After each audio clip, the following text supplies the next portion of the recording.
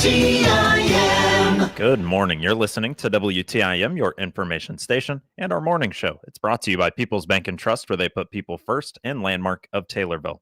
I'm your host, Grayson Bauman, and joining me in this segment is Monica Nyman. Monica is a senior nutrition educator and registered dietitian with the St. Louis Dairy Council. Good morning to you, Monica. How are you? Good morning. I'm doing well. Thank you. Well, glad to have you here today. And it's an important month for the St. Louis Dairy Council, as it is apparently National Dairy Month here in June. It's been celebrated for many years. I'm wondering, why was it established, and how does maybe the Dairy Council help raise awareness about the importance of this month and dairy foods as a whole? Yeah, June Dairy Month is pretty exciting around the St. Louis Dairy Council. June Dairy Month started back in 1937, so we have been celebrating for a really long time. And it started really to promote the consumption of milk, all of the extra milk that was being produced by the cows in the warmer months when the grass was a little bit greener. And so it really just gives us a chance to kind of honor our dairy farmers and just recognize them and provide awareness about, the dairy food groups. So, for listeners, just reminding them about the nutritional benefits of dairy, and also that 3 servings is what the dietary guidelines recommend. So just as a reminder, a serving is 1 cup of milk, 1 cup of yogurt, and about 1.5 ounces of cheese. And all of those, of course, can be paired with other food groups, enjoyed with any meal or snack. So again, it's just really a focus for us to give a shout out to dairy farmers and just June as Dairy Month as a whole. Sure. And a quick question for you. I know this is a little off topic here. Is there a thing as too much dairy? Is there such a thing as too much dairy over the course of a day? So that is actually going to depend independently, because, for example, someone who's maybe trying to watch their calories probably wouldn't want to get more than 3 servings of dairy. That total is really based on the amount of calcium that the dairy food group provides. Okay. And so 3 servings is what gives you almost 100% of your calcium recommendations. So there are key audiences, for example, someone that has maybe type 1 or type 2 diabetes. Dairy foods do have carbohydrates, except for cheese is very low. So it really just depends on the person, their current health conditions, and sort of what their goals are for overall health and wellness. Okay. Well, thank you for, kind of taking me down that road quickly here. Yeah. And, so with this month, it's obviously all about, raising awareness around dairy and milk, and obviously all the different ways to get those 3 servings per day. So many varieties at the grocery store, some of which is not exactly dairy milk. But what makes milk such a nutritious choice for the daily diet? What makes it so special for you to help get those vitamins and minerals needed? Yeah, so our focus, for this June Dairy Month is actually just on milk. So okay. Today I'm going to talk about all the different kinds that are available in the grocery store. But milk, so this is not inclusive of yogurt or cheese, but milk has 13 nutrients that you need to eat every single day to keep your body functioning properly. So we call those essential nutrients. That basically means you have to get them from the food that you're eating. So a few, and I already kind of mentioned the calcium, a few that people are really aware of usually is calcium for strong bones and protein. Dairy foods, including milk, has a lot of protein in it for muscle building and to kind of keep you fuller for longer. But milk also has vitamin D. You have to have that to absorb calcium. Some people don't know that. Potassium helps to regulate your blood pressure. It has lots of B vitamins for overall health.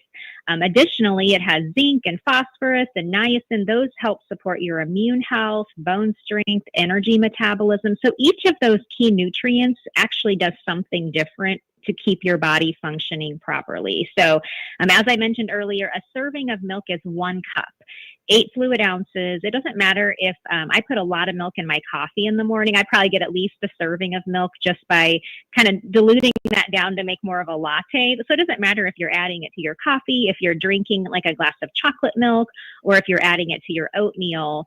1 cup is considered a serving of milk. And to get 13 key nutrients out of said cup, it's probably not many other foods that are able to really say something along those lines. In terms of the kinds of milk, you've got whole, 2%, all types of things.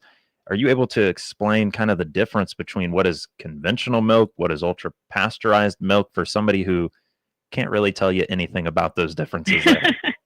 Yeah, and some listeners actually might not even realize there are this many different kinds of milk at the grocery store. So, yeah, I'm going to talk about 4 different kinds today. So, let's start with the difference between what we call conventional and then the word ultra pasteurized. So, conventional milk, that's that traditional milk that's in the back of the store, in the dairy case with the colored cap. Okay, most people are probably buying that pretty regularly. I always kind of like ask people, what color cap did you grow up with? What color cap are you buying now? So my boys, they're high schoolers, they're runners. They eat a lot of food. They need a lot of calories. We buy the red cap at our house. That's the whole milk. The blue is usually, people associate that with 2%. Pink is usually skim. There's maybe a green cap or purple in there that's like 1%. So those are all available in gallons or half gallons, but you can find them in different sizes, like the single serve packages as well, or the little 16-ounce chugs. So this kind of milk is pasteurized at a lower temperature compared to the rest of the milks that we're going to talk about. And just as a reminder, that word pasteurization, it just means the milk is heated. And that process is used to kill any potential harmful bacteria, just to make sure that nothing in there is going to harm us if we drink it. But it still preserves all those nutrients that we talked about. Okay, so that's conventional, kind of traditional milk. Next is ultra pasteurized. So that's a really big word. It basically just means that it's pasteurized at a higher temperature for a shorter amount of time. And that actually allows it to have a longer shelf life. And so there are I usually see it in cartons. It's like half-gallon cartons, but the expiration date is about 2 to 3 months away, right? So your conventional milk will have about a week or two. When I shop, I always kind of look and make sure it's going to last me a week, in my refrigerator. But ultra pasteurized, that's going to be about a 2-month expiration date. So the only difference is that is the difference in the pasteurization process. The nutrition actually of all these milks I'm going to talk about is exactly the same. So if you take a look at those expiration dates, if you notice it's significantly longer, it's likely an ultra pasteurized milk. And that usually is put right on the front of the package.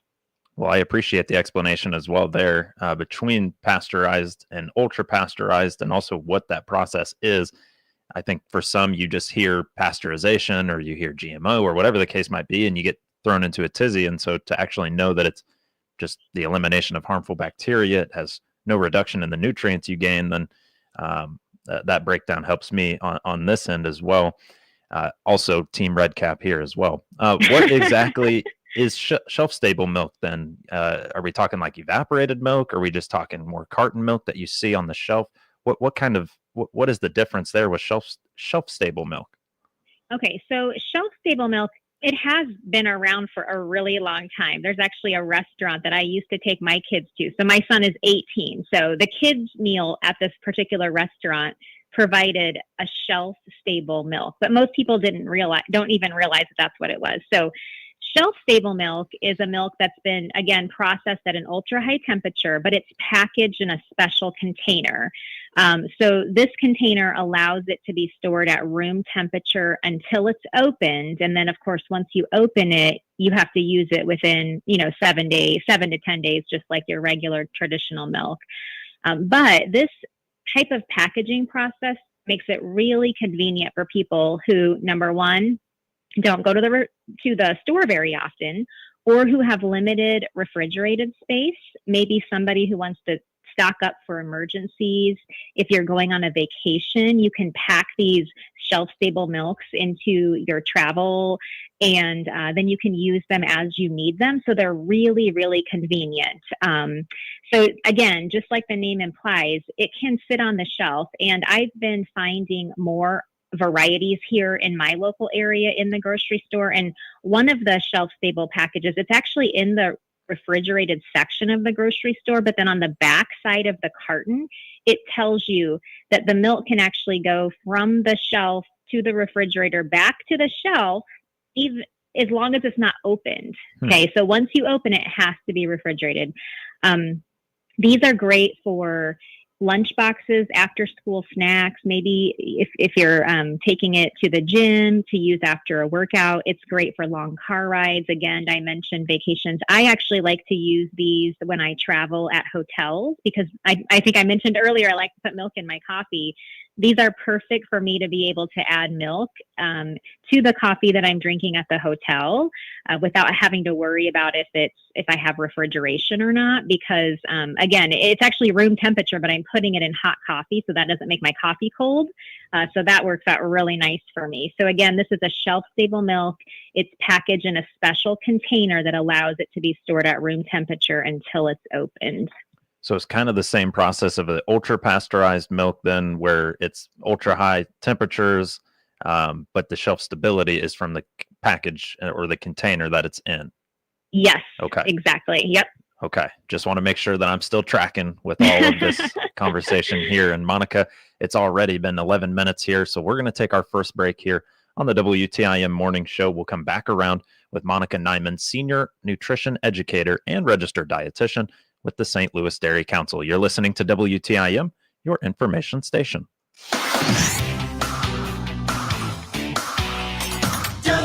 WTIM. If your heart beats for the heartland, for the pace and rhythm of the life we enjoy here, you'll be relieved to know you're close to experts who can care for your heart if it falls out of rhythm or the pace is not what it should be. At Prairie Cardiovascular, our doctors have a passion for pursuing advances in care, for providing the right treatment at the right time, whatever your needs. When you choose Prairie Cardiovascular, you'll know your heart is in the right place. Radio gets results. Miller Media Group Advertising works for Taylorville Estates. Here's Administrator Tony Clark. In the past year, we have doubled our census. So that's been impacted mainly by the radio advertising. That is where we do the majority of our advertising, and our census definitely shows that it works. They lead us in the right direction for the season changing, and they anticipate our upcoming needs before we even have to tell them what they are. We've had consistent growth over the past 12 months. Like I said, we've doubled in our census, and that's been the first time in 43 months since prior to COVID that we've gotten to where now we have a waiting list for people to come. So advertising on the radio really does have an impact.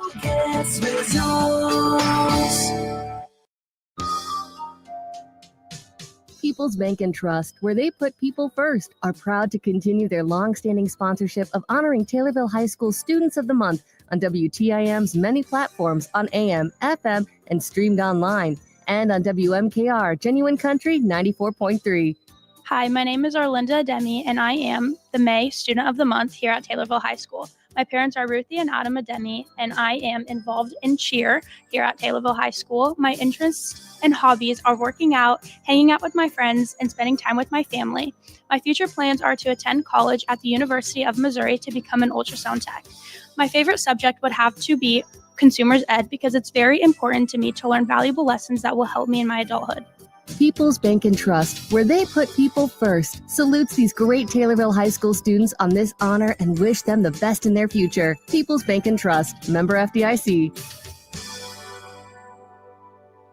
Pana schools provide excellence in education and are rooted in the Pana community. Become a part of Panther Pride and find out the great things happening in Pana schools by clicking their icon at TaylorvilleDailyNews.com. Jansen's Heating and Air is the home of Dr. Comfort, focusing on customer care for heating and air conditioning across Central Illinois for some 35 years. Find out their services, specials, and coupons by clicking their icon on TaylorvilleDailyNews.com.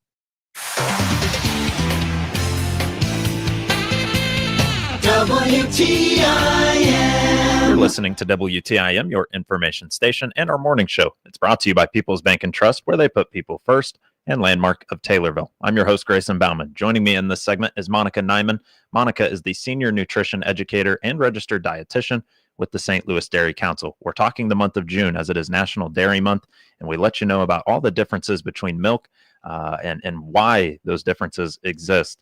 There's also lactose-free milk options out there. What makes it a good option for those that are lactose intolerant, and is it a good option for those that are lactose intolerant? Yes, it is actually an excellent option for those who have any digestive comfort for people with lactose intolerance. So it's real milk, the same kind of milk that we've been talking about before, but a lactase enzyme is added to the carton. So when you look at the ingredients, it's going to say milk, vitamin A, vitamin D, lactase enzyme. And that enzyme breaks down that milk sugar because your intestine isn't doing that anymore, which is why you're experiencing some symptoms from the lactose. So the enzyme breaks it all down for you. It has the same nutrients as all milk, just all those 13 essential nutrients I talked about earlier, the calcium, the vitamin D, the protein, but you're not going to get those discomfort symptoms by drinking lactose-free milk. It's widely available at all grocery stores. It can be used as a substitute in any way that you use regular milk. The only difference is that because that lactose is broken down into some more simple sugars, so you can digest that a little bit better, it does taste a teeny bit sweeter. So the white milk, I do a lot of taste testings with this product, and the kids or adults will say it has a little bit of a sweeter taste to it. The chocolate milk, of course, you're not going to notice because it has simple sugar added to it. So that's really the only difference between regular milk and lactose-free. It's not going to give you the symptoms, and it might taste a teeny bit sweeter. Just the added lactase enzyme to help you actually break it down. Interesting. So yep, this is also interesting to me here. It's about the increase in milk cells and also a decrease in alternatives. Why is that on maybe what you think why that might be? Yeah, so there was a recent article that came out in Dairy Herd Management. It says the sales of fluid dairy milk have increased about 2% in 2024. And there was also a decrease of about 5.9% in plant-based alternatives, so oat beverage, almond beverage, things like that. A couple of reasons. So the article says that, consumers are really just looking for foods that contribute to their health, foods that have a lot of nutritional value. Regular dairy milk, I mentioned earlier, has those 13 essential nutrients. Those plant-based beverages are not the same thing as cow's milk. They do not have the same nutrition. You can see that by looking at your food labels. And so I think they're trendy. I think a lot of people try them. They don't taste the same. They have a different consistency. When you substitute them, your product is not going to be the same because it's not a direct substitution product. So I think that over time, they're trendy, and then people just kind of move on to other things. But again, the dairy food case is giving you lots of nutrients that contribute to good health. And I think people are just kind of steering back to that.